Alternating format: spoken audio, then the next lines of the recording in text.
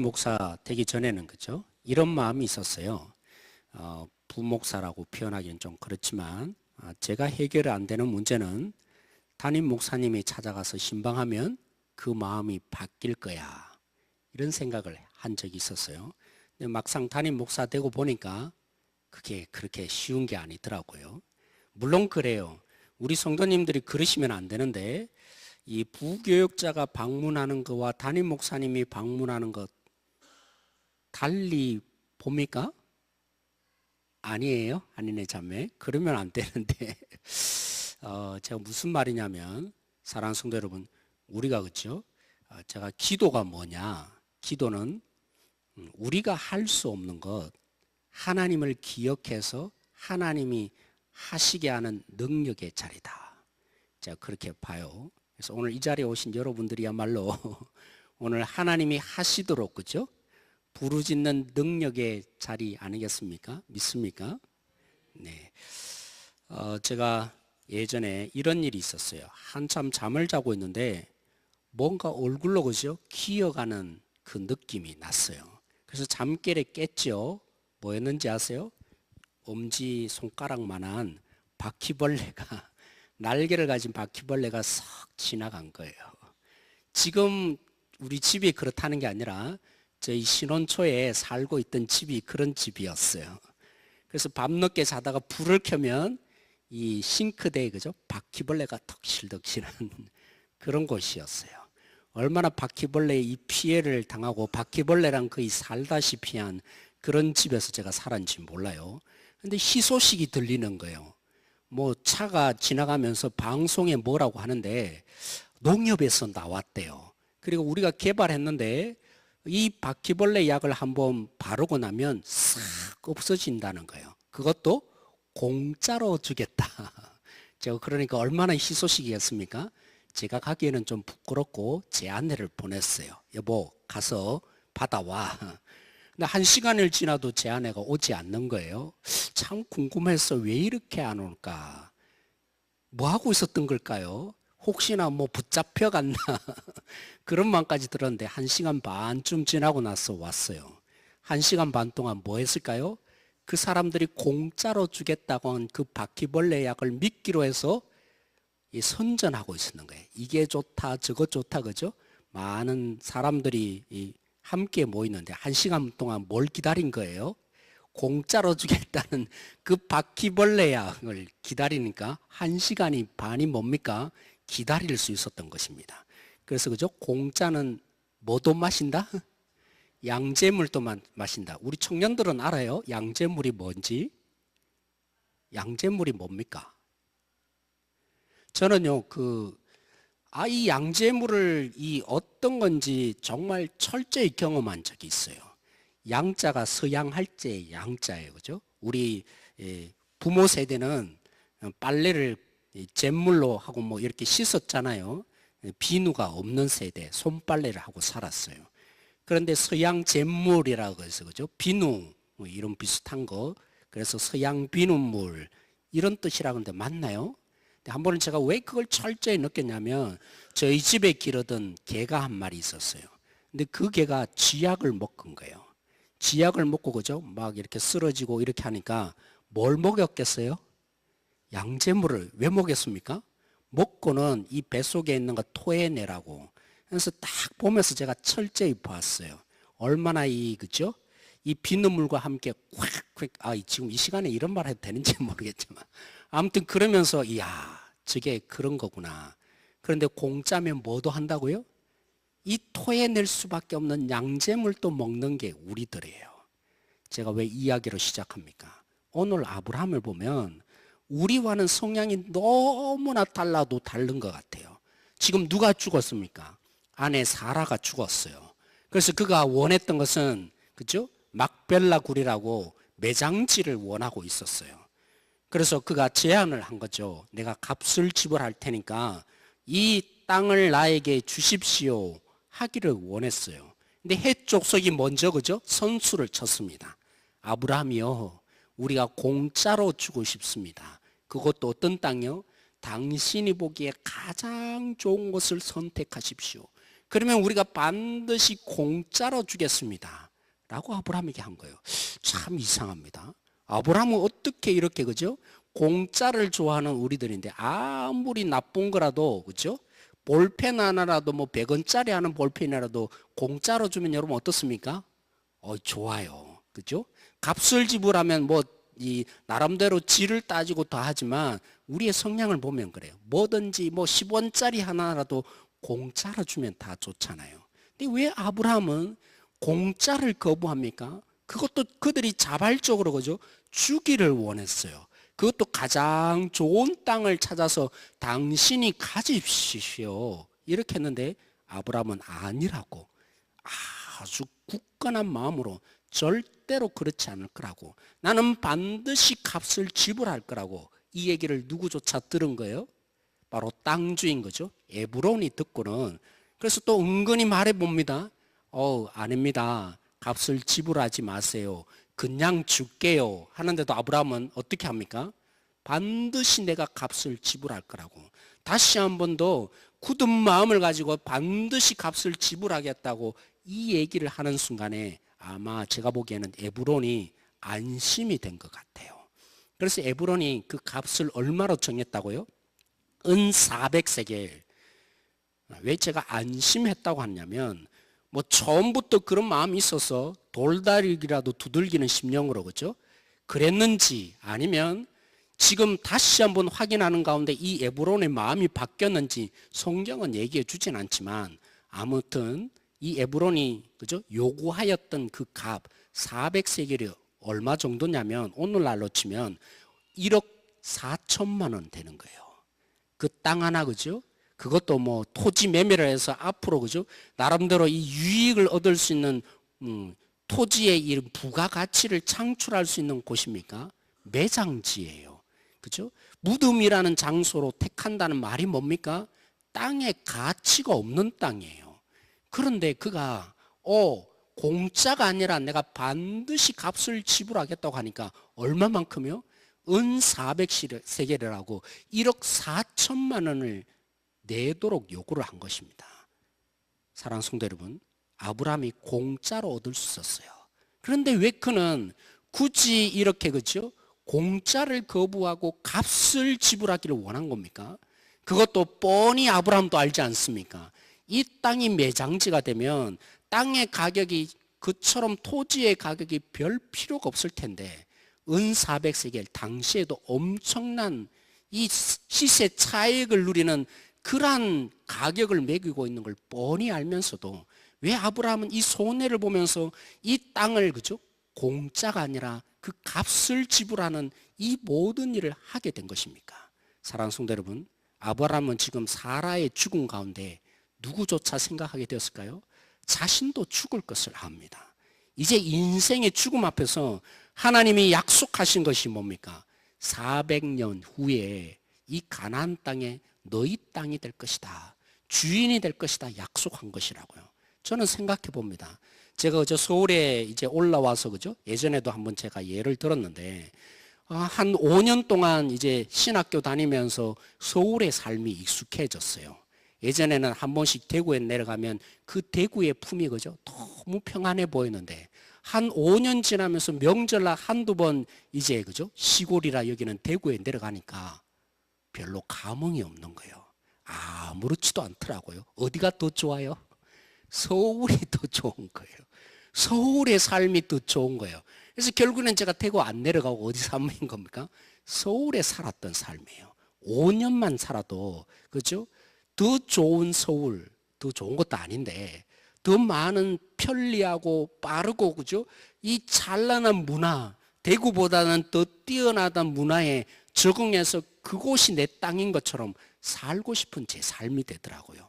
근데 아브라함에게 하나님이 약속하신 그 가나안 땅 몇 년 만에요? 5년이 아니에요. 그렇죠? 그래서 10을 곱한 50년도 아니에요. 그렇다고 100년, 200년이 아니고 몇 년요? 400년 후에 하나님이 약속하신 그 가나안 땅 돌아와야 되는 땅이에요.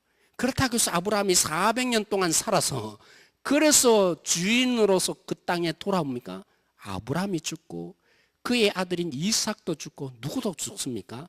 요셉도 죽어요. 손자도 죽고. 그래서 많은 사람들이 죽고 죽는 가운데 하나님이 약속하신 그 가나안 땅 바라볼 수 있겠습니까?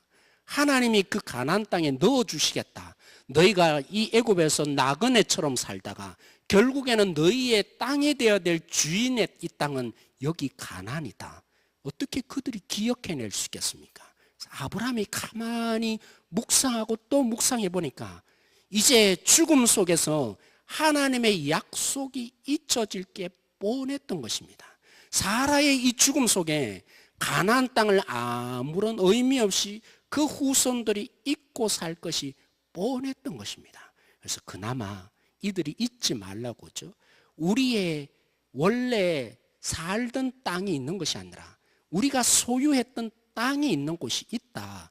우리의 할아버지가 묻혀있고 우리 아버지가 묻혀있는 땅. 그래서 하나님이 약속하셔서 우리가 돌아가야 될 진정한 자리는 이 애굽의 삶이 아니라 어디요? 가나안이라고. 하나님의 그 약속을 붙잡게 하기 위해서 아브라함은 공짜로 얻을 수 없었던 것입니다. 공짜로 얻으면 잊혀질 땅이 될 것이 뻔했습니다. 자기의 땅이 아니라 하나님이 주시는 그 약속의 땅이 되기 위해서는 뭘 해야 됐던 겁니까? 헌신이 필요했고 기억해야 될 어떤 장치, 에브론 이 막벨라 굴이 필요했던 것입니다. 사랑하는 성도 여러분, 우리도 마찬가지예요. 아브라함과 우리의 성품이 얼마나 다를 수 있겠습니까? 우리가 그죠? 은혜라는 말을 종종 문자로 좀 너무 이해하고 그죠? 편리주의에 우리가 점점 물들다 보니까 하나님의 은혜를 너무나 값싼 은혜고 너무나 우리가 잘못 적용하고 사는 것 같아요. 그러다 보니까 가만히 있는 가운데 저절로 주어지는 은혜였죠. 우리가 그냥 노력해서 구원함을 얻었습니까? 그러지 않는 거 분명해요. 근데 이 부분의 은혜, 거저 주어주신 이 은혜를 너무나 우리의 삶에 잘못 적용하고 이해하고 적용하다 보니까 그냥 가만히 있으려고 그래요. 가만히 있으면 어떻습니까? 오늘 아브라함이 가만히 있으면 하나님이 잊혀진다고요. 가만히 그냥 있으면 하나님의 약속을 점점 잊혀버리는 것이 우리의 본질이라고요. 사랑하는 성도 여러분, 우리가 단순하지 않아요. 오늘 이 시대를 보십시오.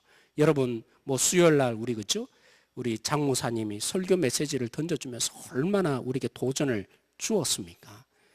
그 종교개혁이 우리 속에 일어나야 한다고 했는데 이 중세 시대를 바라보면서 종교개혁이 오늘 이 시대에도 일어나야 되지 않겠느냐 그런 도전을 주었는데 그래도요 타락하고 타락했던 그 종교개혁이 일어났던 그 시대를 보십시오. 그래도요 그들 속에서는 하나님을 노래했어요. 물론 외부적인지는 모르겠지만 외적인 노래들로 가득 찼는지 모르겠지만 시를 지을 때도 하나님과 연관된 시를 지었어요. 그림을 하나 그려도 뭐합니까? 성경에 있는 부분으로 그림을 그리는 시대였어요. 어찌되었든 하나님과 가장 관련이 없고 타락한 시대를 할지라도 그나마 그래도 뭐가 있었다고요? 하나님과 어찌되었든 문화가 연결되어 있는 색깔이 있었다고요. 근데 오늘 이 시대는 어디 있습니까? 우리가 가만히 있으면요. 우리가 가만히 있으면 하나님을 알고 하나님을 만나고 경험하기에는 너무나 어려운 시대예요. 왜요? 이제는 대놓고 하나님을 대적하는 시대잖아요. 하나님이 없다는 것을 증명하는 문화잖아요. 우리의 문화가 어떤 문화인데요? 심지어는 그죠? 교회 속에서도 하나님이 없이도 되는데 물질이 없으면 안 되는 것처럼 우리가 설득당하고 있잖아요. 뭐 하나 행사할 때도 돈이 없으면 안 돼요. 하나님이 없이는 뭐든지 되는데 교회에서조차도 돈이 없으면 일이 안 되는 거죠. 이런 문화 속에 교회가 있어요. 하나님과 관련이 없어도 하나님이 없는 것에서 벌벌 떨어야 되는데 돈이 없으면 뭐가 진행되지 않는 이런 교회조차 되었다고요. 세상 속에서 하나님의 능력을 두려워하는 게 아니라 교회에서도 너무나 실패와 좌절과 절망을 겪다 보니까 하나님만으로 안 됩니다. 정치적인 머리를 쓰고 그죠. 어떻게 하면 이 방법을 동원할까? 그게 지금 교회가 되어가고 있잖아요. 세상에 오죽하겠습니까? 이 소해상의 물결 속에서 우리가 가만히 있으면요, 너무나 세상의 물결이 하나님과 멀리 떨어지게 만들어 의도적으로 하나님을 지우고 있는데, 여기 가운데 그냥 우리가 가만히 있으면요, 밀려가요.